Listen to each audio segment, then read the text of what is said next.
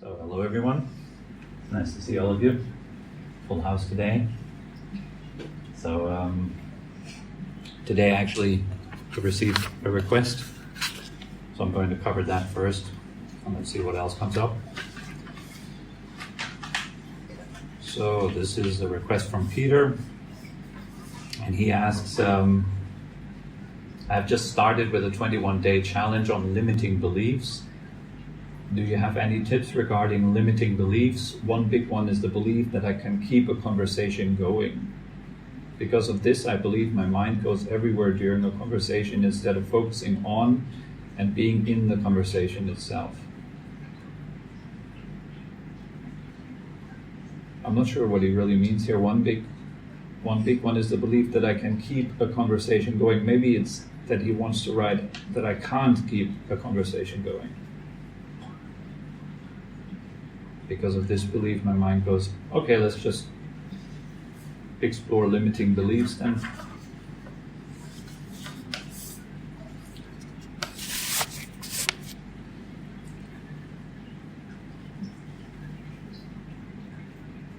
So right from the start, I think you can't beat truth.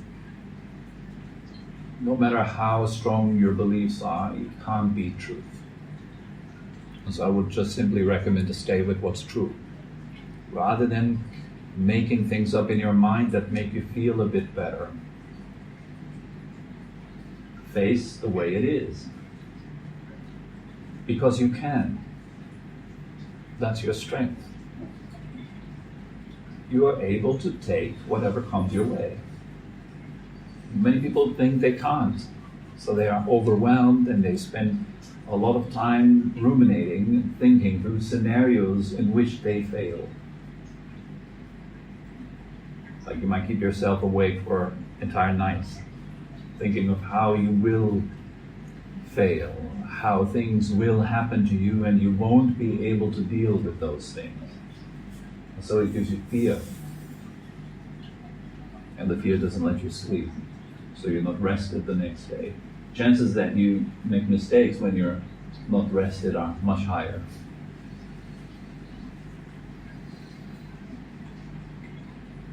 It's kind of a self-fulfilling prophecy. The more you think about, I'm that person with limiting beliefs, the more you create that, you give it a reality through these kind of thoughts. We define ourselves, we create ourselves by the way we think, over and over again. Now you probably all have some sort of repetitive thoughts about yourself. What kind of person are you? What are you supposed to do? Who are you supposed to be like? What is likely to happen to you? Why? Why do people treat you this or that way? How should you be as a person? Like trying to find the ideal kind of self. How would I behave within a group setting like this? How should I present myself to you so that all of you are going to like me? Such kind of thoughts, right? How will I walk down the street so that the girls over there are likely to like me when they see me? How am I presenting myself online on Facebook? What kind of wise pose will I pose so that the chances that I get likes for them are higher? Such a way of thinking is based on the idea that somehow you're not enough and you must do kind of hard work to fit in and to be good and to be liked and to be okay. Somehow you need your confirmation whether you're okay or not from other people around you. And that basically can be good and it can be pretty bad. Depends where you're seeking your confirmation from. Do you just try to get confirmation from your normal everyday person that is just like you, confused, angry sometimes happy, sometimes impatient, not really knowing what's going to happen to them in life, getting old, getting ill, dying, just like yourself? Like, in other words, a standard human being with standard human emotions and standard human thoughts.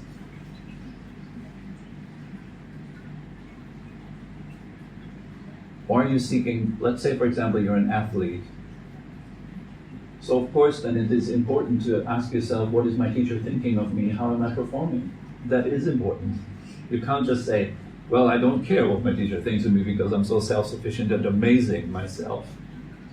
That is not the right way of thinking. It will get you nowhere. It's important to also seek approval from those who have what you don't have yet and what you want. So just generally saying it is not good to be judged or it is not good to judge is very one-sided. Judgment has its place, but very often we misuse it and we use our own judgment to maintain so-called limiting beliefs. What is a limiting belief? Well, it is a certain belief about yourself that limits you in some way, that keeps you from getting what you want. So then the question is, what do you really want?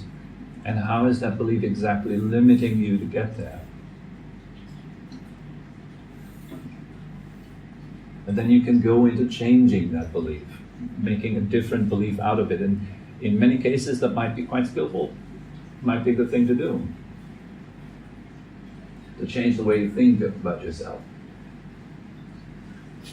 So basically you're changing your perspective. Can you see this scenario from a different angle?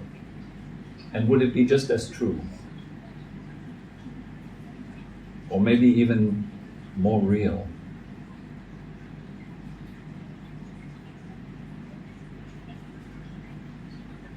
Like you might go in your head through scenarios where you end up being a helpless victim and life is happening to you and you don't know how to deal with it and it freaks you out. How might you think in a way that is maybe a little bit more helpful? First of all, could you think differently about this? And could you think differently about yourself? What do you think? Could you? Could you have different thoughts about yourself? Or are you absolutely forced to have those thoughts about yourself that you keep having? All right, thoughts are free. They're dynamic. You can do whatever you want with them. You can think in whatever creative ways you want. So why would you then think in ways that harm you? It's kind of a weird thing, isn't it? Thinking in ways that actually harm ourselves. Why would we do that? Why would we sabotage ourselves? My conclusion to that is quite simple. We sabotage ourselves because that's what we know. And we just do what we know best. At some point in your life, you have learned something about yourself. You might have failed and it ended up in a catastrophe and it traumatized you in some way. And so you have learned to believe about yourself like, I'm a failure. I'm likely to fail. And then with the next failure, it was confirmed. Yes, see, I'm not only likely to fail, I'm very likely to fail. And then you fail again, because we all fail. It's a simple truth in life. Hopefully we fail a lot, because it's a learning process. Then you think, oh, I am a failure. And at some point you define yourself as that. Your brain has learned through repetition and through repeated observation of some behaviors and circumstances in your life that you are this or that. That's what we do. It's what the brain does. It tries to figure out, what am I? Who am I? How could I define myself within a group of people? How do I stand out? How am I special? How can I make sure that others see me because of being special? And it always comes with the downside, always comes with the shadow. I might not be special. And since that is true too, you're not special. And you're special. Both is true. It depends on what things you focus on. You focus on your body being completely unique in this world. There is no body like your body. So that makes you special, makes you stand out. There's no body like your body. There's no mind like your mind. How could you think about that? You could think about that in many ways. What I'm really getting at here, what I'm trying to convey is, your thoughts are free. You choose what you think. I could go out there and think, I'm absolutely awesome, I'm the best there is. Does that serve you? And where would such a thought come from? If you're truly investigating, then you will find the shadow, the downside of that thought is it comes from not actually liking yourself. The deeper you dig, and that's, I think, the duty when it comes to actually defining how do I want to think of myself, what would be a skillful thought? Not just which kind of thoughts would feel good, but which kind of thoughts would actually serve me? Which kind of self-image would actually serve me? That's very different from what would actually feel good right now. Yeah?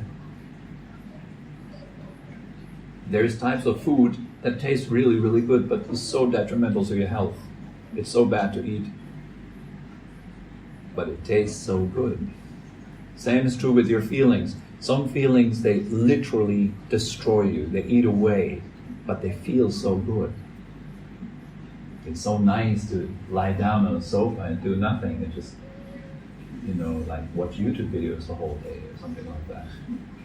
It's just nice and it comes easy, it's comfortable.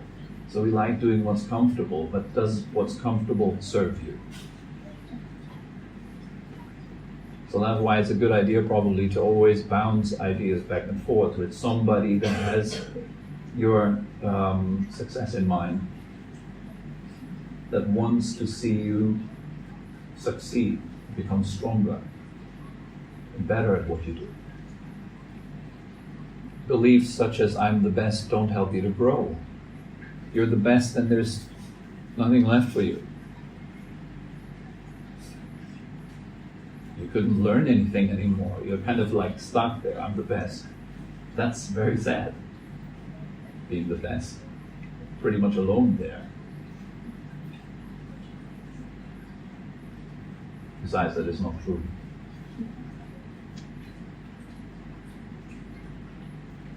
Why would I want to think that?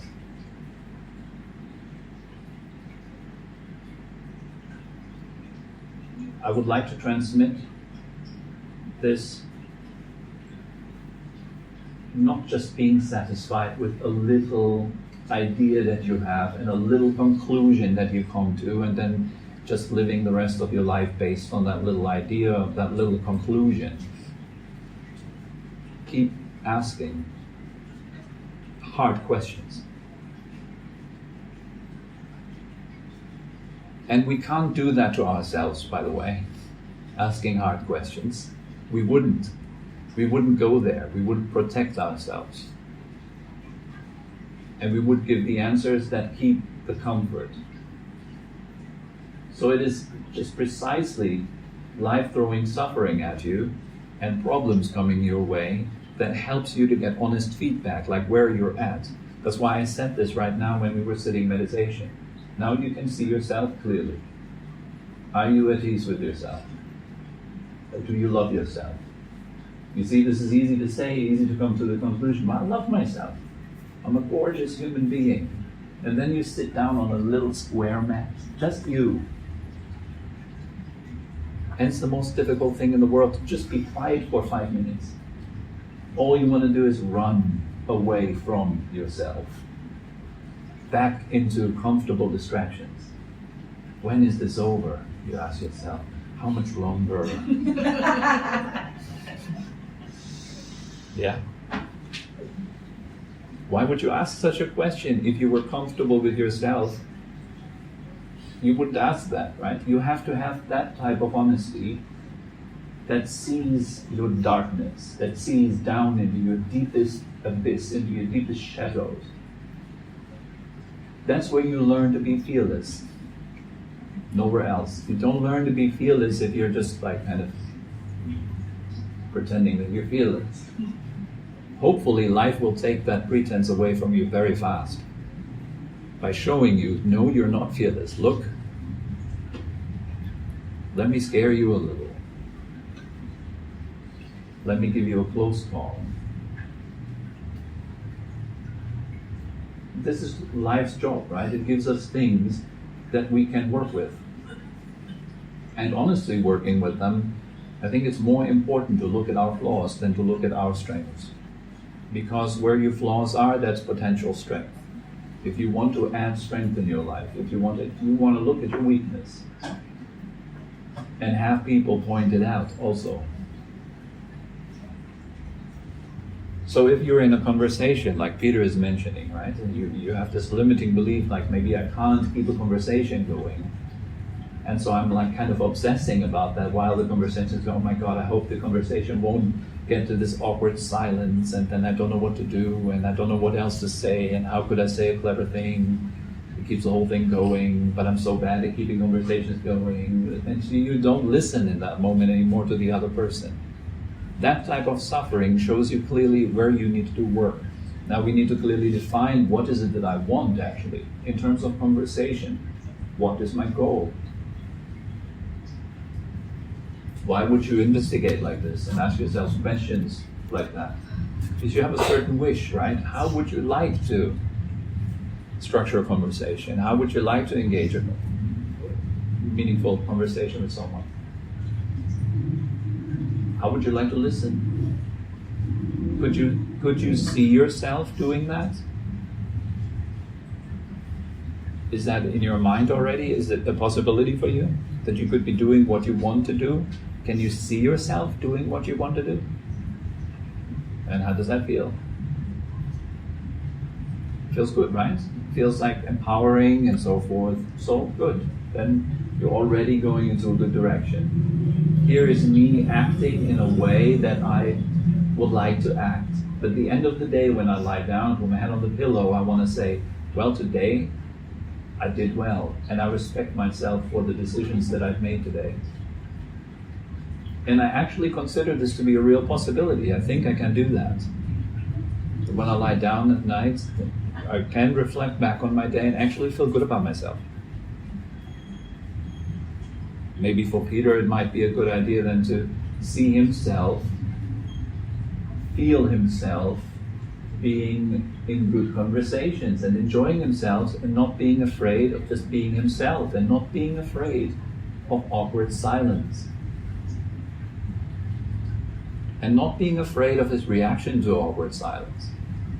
Let's say awkward silence arises and I feel really uncomfortable. Is it okay to feel uncomfortable? Sure it is. I'm comfortable with being uncomfortable. Because it's just super normal. Who in this room hasn't felt ever uncomfortable? Hands up. Yeah. I could ask that in a stadium and nobody would raise their hands. I've never been uncomfortable. It doesn't exist. We've all been uncomfortable. Growth is uncomfortable. Puberty is uncomfortable. Everything that we go through until you come to this point where you get your knowledge, see you got it from discomfort. Because it made you ask the right questions, every bit of discomfort. So what would be the right question you could ask yourself being confronted with something like that? Difficult conversation. Peter has to find that out, right? What kind of question? How could I ask myself better questions? Like, what's a bad question? A bad question would be, why am I always so awkward when I'm talking to other people? Why is that a bad question? Because you're judging yourself. You're judging yourself? Well, I think that's okay to judge yourself. But maybe this question will provoke an answer that just goes like, well, you're so awkward because... And then you justify the awkwardness because the question goes into that direction, right?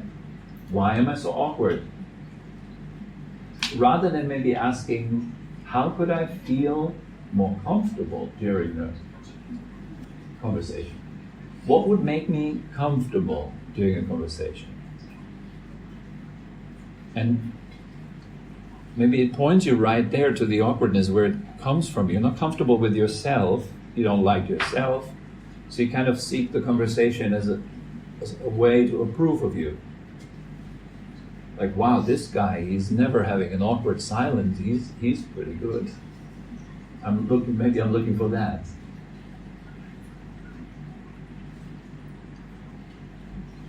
But actually what's by far more attractive, I think, to the opposite sex or anyone else, it is that you're comfortable with messing up and you're comfortable within yourself. You don't have to prove anything to anyone. You know your stuff and you're comfortable in that. That is something that the other person likes. Then even an awkward silence coming from you is fine. Because that's what we do as human beings. Sometimes awkward silence. Okay.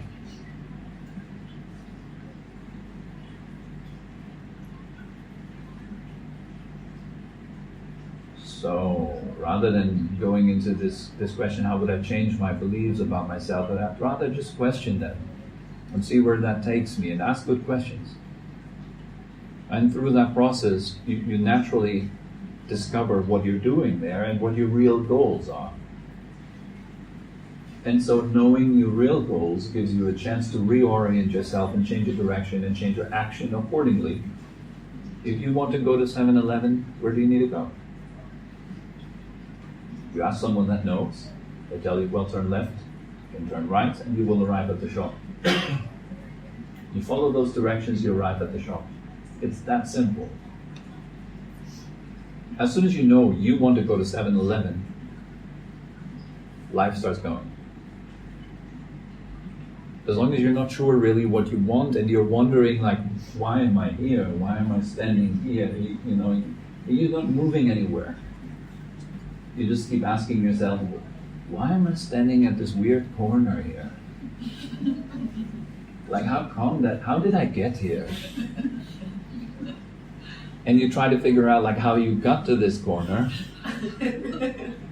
And maybe someone helped you. Yeah, man, I saw you walking over there like, and then maybe you turned left and you looked confused and then you just stood there for a while. Oh, that's how I got here. You see, you still have to there's still a job. Where do you want to go? What do you really want? I would ask you the same with meditation. What do you want out of this? Why do you come into this room? Why do you sit down quietly and endure yourself for a little while? Why? What do you hope? How precise can you go? How clearly can you go down and understand why you do this? What is it? And the more clear you can be, the more clear the directions can be. Remember my teacher is up here on this side. When I would go to him and ask him questions, and general questions, he would just give very general answers. The more specific your questions were, the more specific the answer became. That was like a little thing that he was very well known for. How can I be more happy? Well, yeah, you just let go of suffering. Yeah, you would just answer something like that. How can I be more successful? Well, work harder.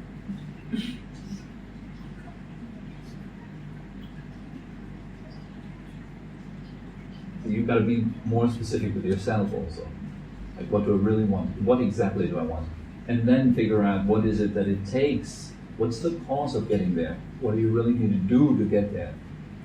That's the role of doing and meditation practice, spiritual practice.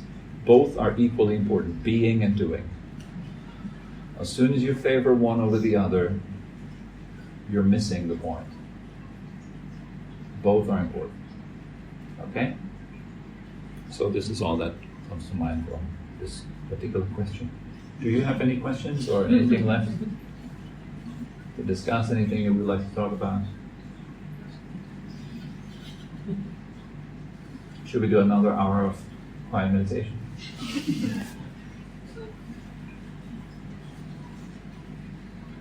Yes. So I wanted to do this because I wanted to work on, I guess, like my mental strength as far as, so I'm like a really ambitious person and I have a lot of goals and tasks. I make a million to-do lists all the time. I don't know. So I'll make a to-do list. Let's just say I make a to-do list for the day. And I'll be like, I'm going to think this out. I'm going to make sure I do all these things. I'm going to be productive, but I get distracted really easily. And it can be other productive things almost, but it's not the things that I need to be doing. So I don't know, like mentally, like I'll tell myself I'm gonna do all these things, and then I do a million other things besides those. Even though earlier that day I was so determined to do this, this, and this, and then I do a million other things that don't relate to that at all. So I guess that type of stuff I really want to work on, like building my mental strength and stuff like that, and then also waking up in the morning. Like I literally visit doctors because I just press snooze a million times, and it sounds funny, like why would you go to the doctor for that? But it's something like I'll set 4 alarms, put my phone across the room, get up out of bed. But like for me to like click out of it, I don't know, it's just like probably my biggest struggle in life. So I feel like it's more like a subconscious mind issue. If I can just like strengthen my mind to do what it says to do what I want to do, then I would be more productive and do stuff I want to do. Then I would ask myself, like, what's the purpose of me constantly disappointing myself? Why would I do that? I mean, what do I really want to get at? It's when you disappoint yourself, you feel something about yourself. I make an appointment, tomorrow I want to get up at, and then I don't do it. Or today I want to do A, B, and C, but I do mostly D, E, and F. That's disappointing. At the end of the day, you will feel like, yeah, but imagine you had a friend that would tell you, hey, tomorrow I'm going to invite you for a cup of coffee. We have a cup of coffee together. The day comes and you're kind of waiting. There's no call or nothing. And sometime in the evening, it's like, sorry, just got sidetracked. And that happens constantly. What will happen to your relationship to that friend over time? I'll believe that you'll be disappointed. Yeah. Maybe that's what you're after with yourself. Because at some point in your life you have learned that this is how you're supposed to feel about yourself, disappointed. And so your actions continuously keep bringing you back to that feeling, again and again and again.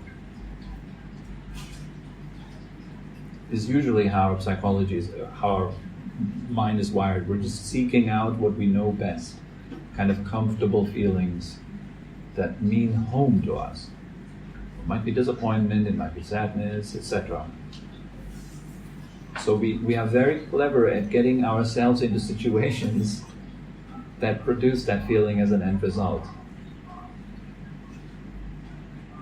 Sometimes people go through hundreds of like little tiny steps, starting the new relationship, then slowly building trust, then coming to a point where we start to kind of annoy our partner in a way we don't even intend to do so. Then the partner responds, then little fights ensue, and so the whole situation goes downhill, and then eventually it breaks apart, and we feel lonely and feel like, I'm such a bad person. I did it again.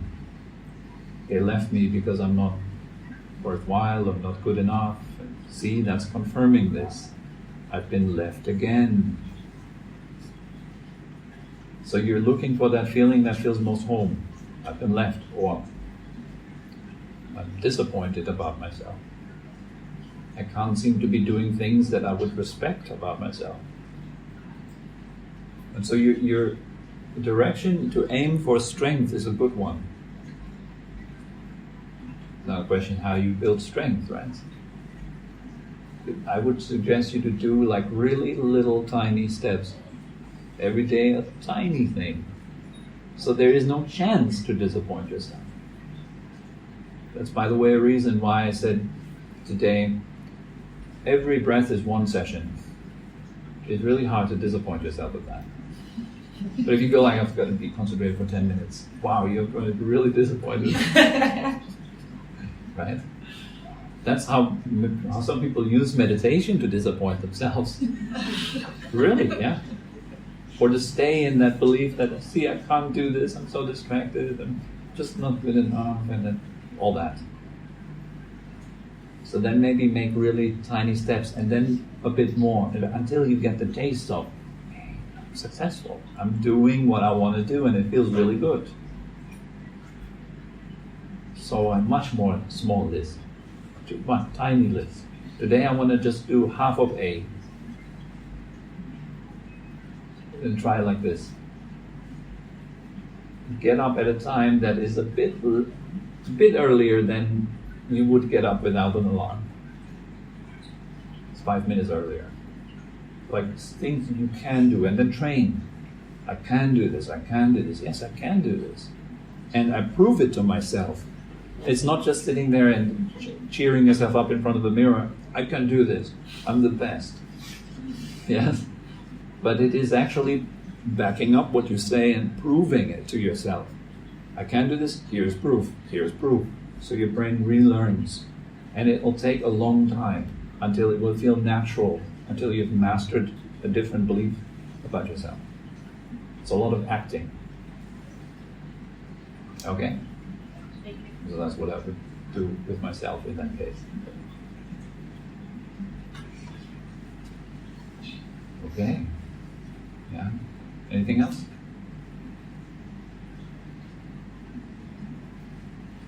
Good. So, it's 8. Time to close the door.